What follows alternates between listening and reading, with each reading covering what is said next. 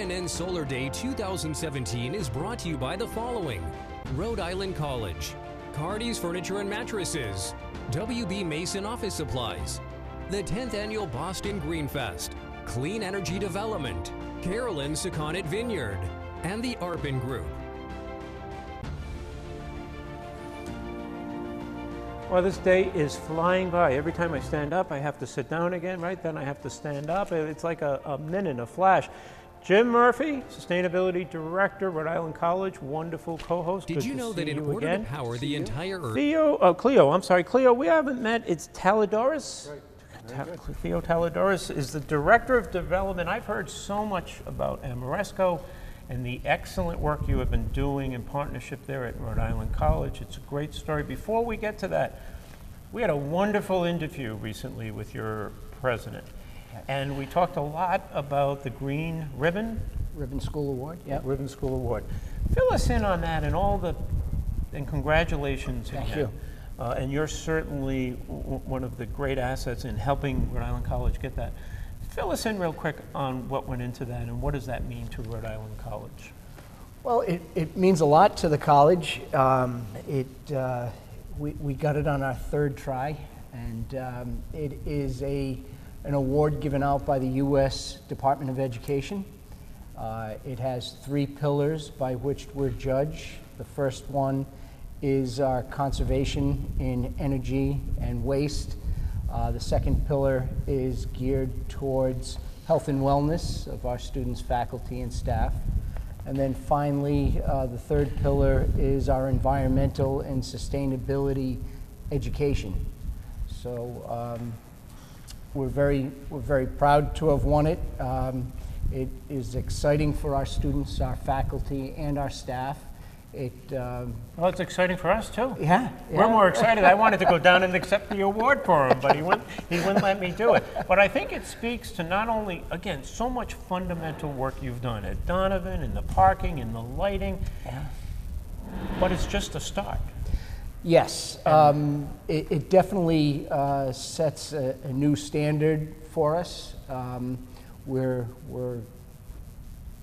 raising our expectations of ourselves. And that brings about a partnership Yeah. with Ameresco. Kleo, I don't know a lot about your company. Oh, again, I've heard some tremendous things, but tell us about what you do, how you do it, what you're doing in Rhode Island. Do you do it regionally, globally? Tell us more about it. Sure, Peter.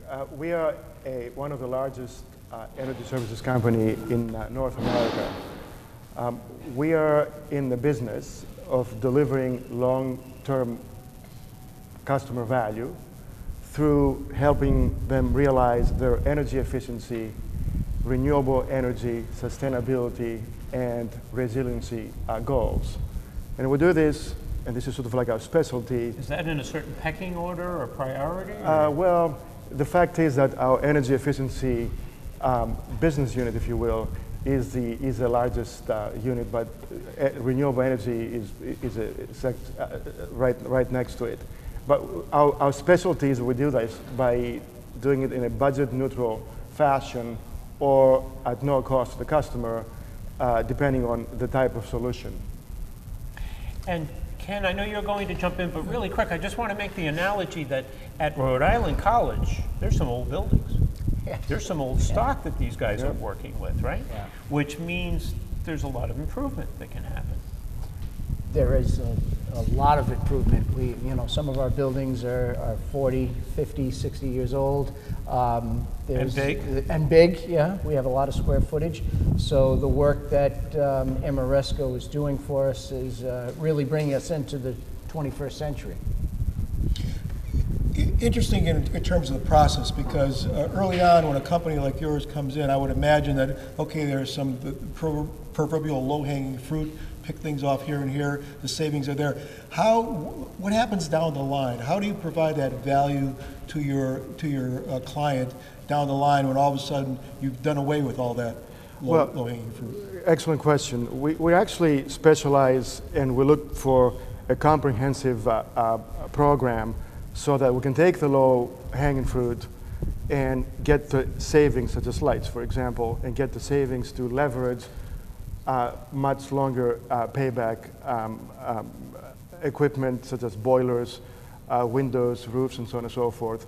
So when our engineers go into a building or a set of buildings, we're looking to see how we can actually wrap our arms around the entire building as opposed to doing it on a piecemeal approach. Because that also helps us come up with a project that's financeable based on the savings. That's what I meant by budget neutral. We guarantee that the savings will pay for the entire infrastructure improvements of those buildings. So you'll completely cover the investment. So it's a long study. Well, It's a lot of data to collect. It's a lot of data, and by the way, we've been partners already, although the construction started not too long ago. We've been partners with Rhode Island College for at least a couple of years. Jay Giroux, Megan Keefe, Jim, we've been working with them for a while as partners, as well as, of course, their consultant, Celtic, to develop a project which then we can actually go construct. And like here, a lot of teamwork. A lot of teamwork. Yes, yes. But so it sounds as if you're balancing environmental and economic benefits Absolutely. Yeah. and pursuing both Yes. equally. How's that work? Well, Like CO2 emission reduction, things like that. that's a great question. The bottom line is there has to be an economic value, an incentive for us, but at the same time, we're reducing our CO2 emissions by 4,141,000 pounds annually. Where were you when we needed data a minute ago? There's the guy right there. Well, Wow. Kleo actually helped me come up with Fantastic. that number, but we'll be doing that annually, and that's the equivalent of 344 cars a year coming off the road. How do you think it impacts the experience for the students? Oh, I think it impacts the students' experience immensely, especially when we're able to put this information in front of them in the classroom and give them that information and data. Right, and also we create a better learning environment because now you have a better thermal, the heat works better, the cooling works better, and so on and so forth. So students are more amenable to learning through all these improvements. Have the investments that you're proposing to Rhode Island colleges, have you faced a sort of crossing of interests between other capital improvement initiatives that the college would like to do? Fighting for money? Or priorities, yeah. Yeah, and we're always keeping an eye for what else we can do. For example, we're looking at cogeneration, solar, and so on and so forth. Again, under the concept that these funds will be available because the savings, because again, that's our focus, the savings from all these improvements will pay for the improvements. When you think about the success then with Rhode Island College, because we're looking at this and saying, hey, let's extend this to every historic building, right, in Newport. Can you then make this work with most institutions, universities, nonprofits, hospitals? Because in a place like Providence, we're littered with big, old buildings. Yeah. In fact, that you just mentioned, the Ameresco or the ESCO market, it's mostly institutional owners that tend to stay in the buildings in the long term, that have a need for improvements and so on and so forth. So universities, schools, municipalities, and hospitals is our core market.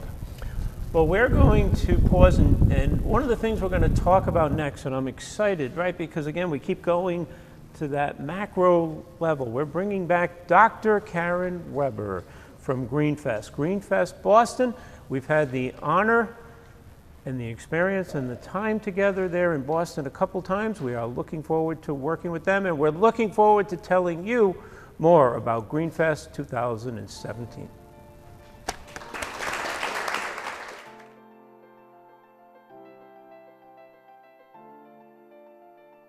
Belcourt of Newport originally was intended as a summer cottage for Oliver Belmont and his many horses.